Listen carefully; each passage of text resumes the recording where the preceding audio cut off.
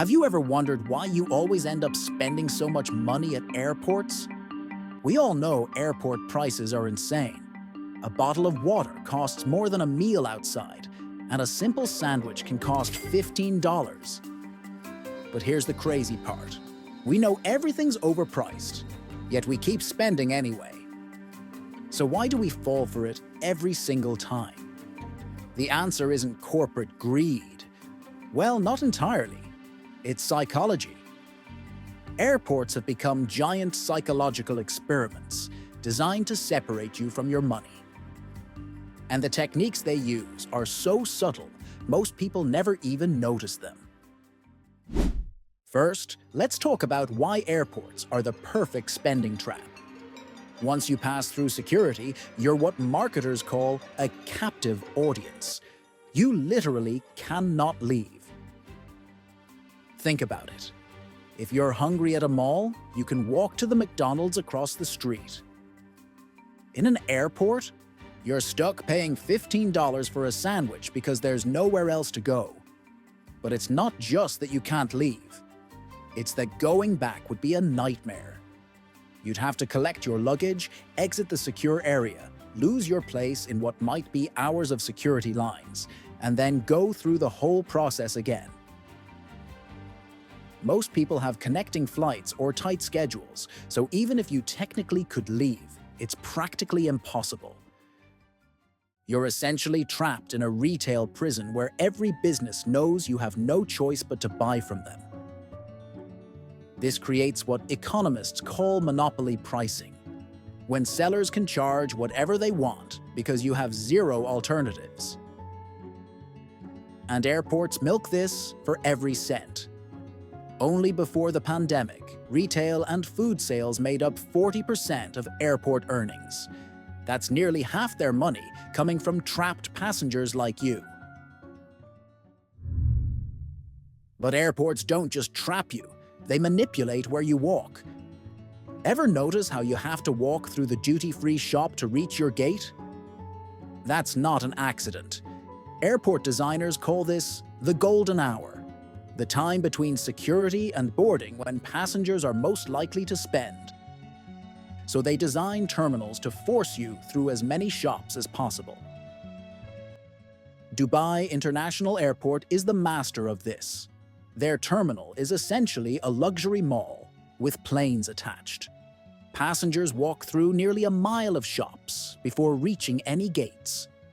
And here's the sneaky part. The route to your gate is never direct.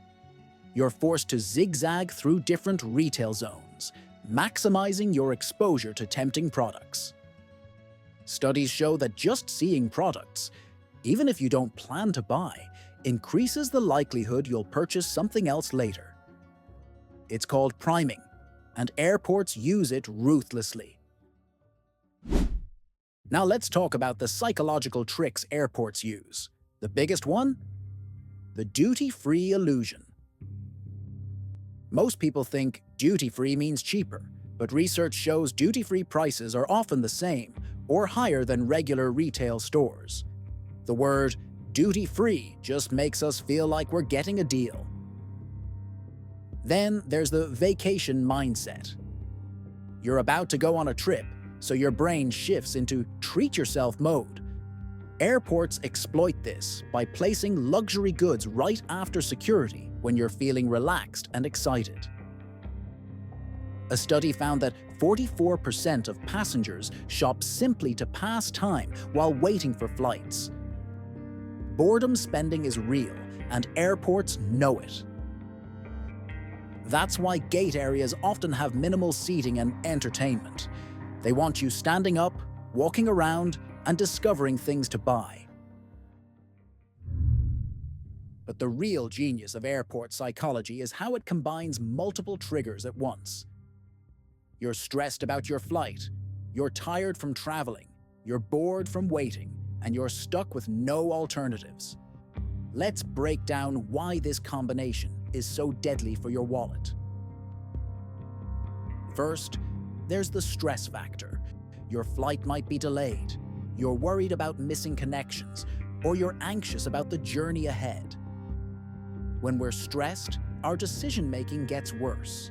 We make impulsive choices and prioritize immediate comfort over long-term consequences. That overpriced coffee suddenly seems like a necessity, not a luxury. Then there's exhaustion. You've probably been up early, dragged heavy luggage through multiple terminals, and dealt with crowds and queues. When you're tired, your willpower drops dramatically. You're more likely to give in to temptation and less likely to think rationally about prices. Add boredom to the mix, and you've got a recipe for spending. You're sitting at a gate for hours with nothing to do. Shopping becomes entertainment. Browsing becomes a way to pass time. And before you know it, you're buying things you don't need just to feel productive. Business travelers are the biggest targets because they have company credit cards and expense accounts. They don't feel the immediate financial pain of overspending, so they're much more relaxed about prices.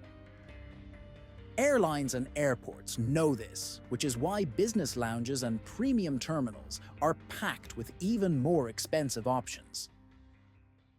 If you're enjoying this video and you like reading, we recommend checking out Predictably Irrational by Dan Ariely. It's an eye-opening book that explains why we make irrational spending decisions, from falling for price anchors to believing free deals are always better.